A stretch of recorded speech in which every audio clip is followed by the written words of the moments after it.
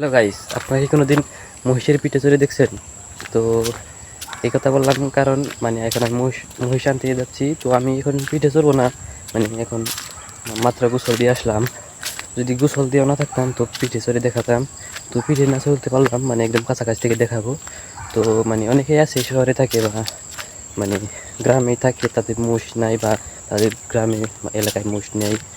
আর শহরের কথা তো বাদই দিলাম, তারা তো গরু মোষ ছাগল এগুলো কিছুই দেখতে পাই না। তো তাদের জন্য এই ভিডিওটা। এখন আমি মোষ আনতে যাচ্ছি, ধুয়ে টুয়ে ঘাসে বেঁধে রাখছি। তো এখন আনতে যাচ্ছি, এখন পানি খেয়ে একদম কালকের জন্য শুয়ে থাকবে, কালকে আবার ওগুলো নিয়ে কাজে যাবে।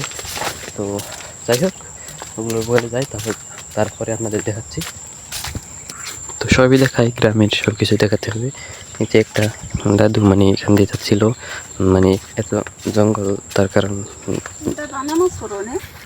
তো ওই দাদুটা বললো যে আমাকে দেখে তাও একটু সাহস পেলো, কারণ আমাদের এখানে অনেক জঙ্গল হয়েছে। আর কিছুদিন আগে বাগদশা বের হয়েছিল, তার জন্য দাদুটা একটু একটু ডরাচ্ছিল।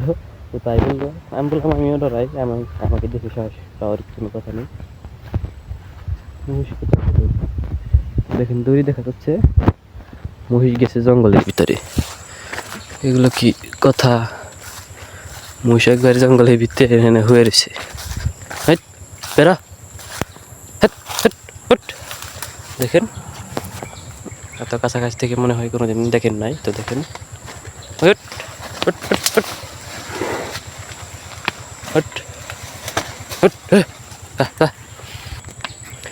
তো ময়ূরটা এখানে রাখি, এটা টেনে আনতে হবে ওই জায়গা থেকে।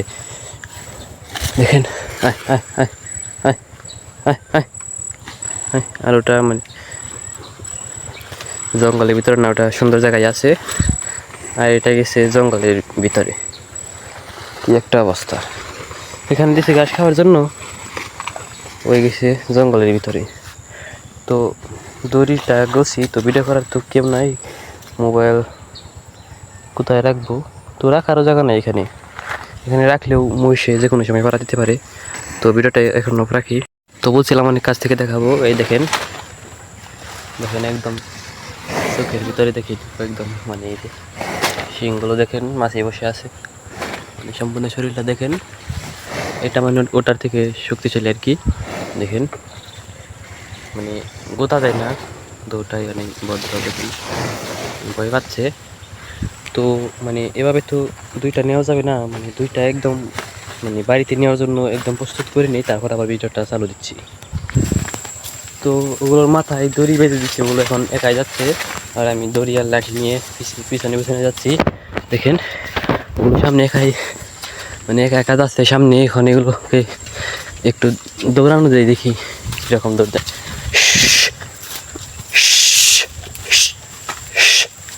দেখেন এগুলো দৌড় দিল না, আমার ভ্যালুটাই কমে গেল। তো আবার চেষ্টা করি।